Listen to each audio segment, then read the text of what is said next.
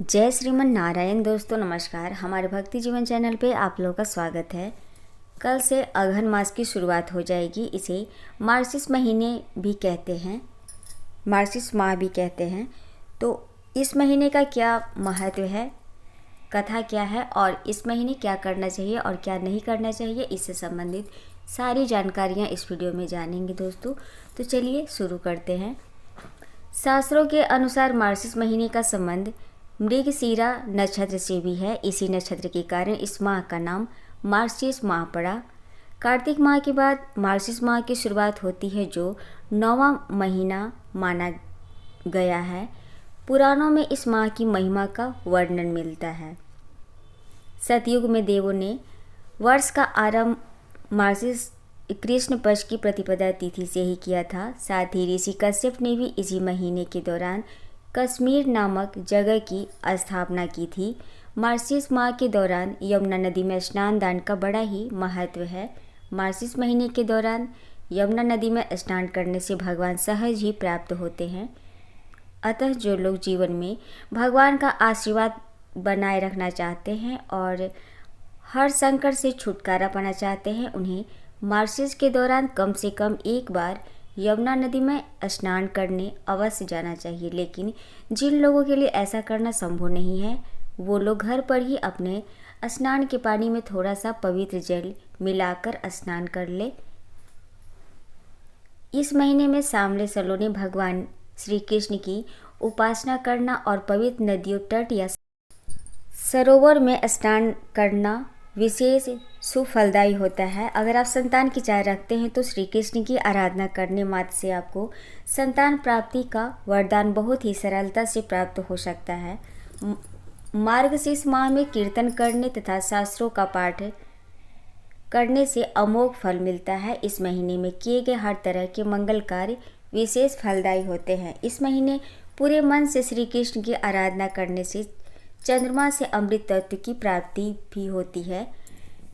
इस महीने कृष्ण मंत्रों, आरती, चालीसा, श्लोक, स्तुति आदि का पाठ करना चाहिए। ये बहुत ही फलदायी होता है। इस महीने गौ सेवा जरूर करनी चाहिए। गायों की सेवा और उनकी उचित देखभाल करने से भी कृष्ण प्रसन्न होते हैं। इस महीने गाय के शुद्ध घी का दिया कृष्ण मंदिर में जरूर जलाएं। इसके अलावा श्री कृष्ण को अपना बनाने और उनकी कृपा पाने के लिए केवल प्रेम की साधना ही पर्याप्त है। इस महीने में अगर आप पूरे प्रेम भाव से श्री कृष्ण को पुकारेंगे तो निश्चित ही आपको इसका उचित फल देंगे। कृष्ण और राधा की कृपा पाने वाले मनुष्य को मार्गशीर्ष माह में व्रत, उपवास व निरंतर भजन कीर्तन आदि करते रहना चाहिए।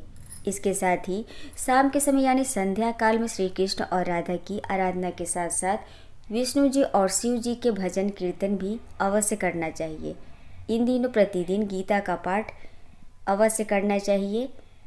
इस पूरे महीने भर में मनुष्य पूरे विधि विधान से श्री कृष्ण का ध्यान, जप, तप, व्रत, उपवास आदि करता है तो उसकी समस्त मनोकामनाएं पूर्ण होती है। इसके साथ ही इस महीने तेल मालिश करना बहुत शुभ माना जाता है। इस महीने कुछ वस्तुओं का प्रयोग करने की शास्त्रों में मनाही है। इस माह में जीरा खाने की मनाही होती है, अतः महीने भर जीरा नहीं खाना चाहिए तथा वसायुक्त भोजन भी नहीं करना चाहिए। मार्गशीर्ष माह में भगवान श्री कृष्ण के बाल रूप की कथा का श्रवण किया जाता है, जिसमें माता जसोदा के जीवन को दर्शाया जाता है। इस माह में शंख पूजा का विशेष महत्व होता है। भगवान श्री कृष्ण को शंख बेहद प्रिय होता है, तो ये करना चाहिए। अघन माह के गुरुवार का भी बहुत ही महत्व होता है। गुरुवार का व्रत या पूजन जरूर करना चाहिए। इससे विष्णु भगवान के साथ माता लक्ष्मी का बहुत आशीर्वाद मिलता है और घर में सुख समृद्धि की कमी नहीं रहती है। गुरुवार के दिन शंख में केसर युक्त दूध डालकर भगवान विष्णु और माता लक्ष्मी का अभिषेक किया जाता है। ऐसा करने से भगवान विष्णु और माता लक्ष्मी प्रसन्न होते हैं और व्यक्ति को सुख समृद्धि का आशीर्वाद भी देते हैं। उनके घर में धन धान्य की कमी नहीं रहती।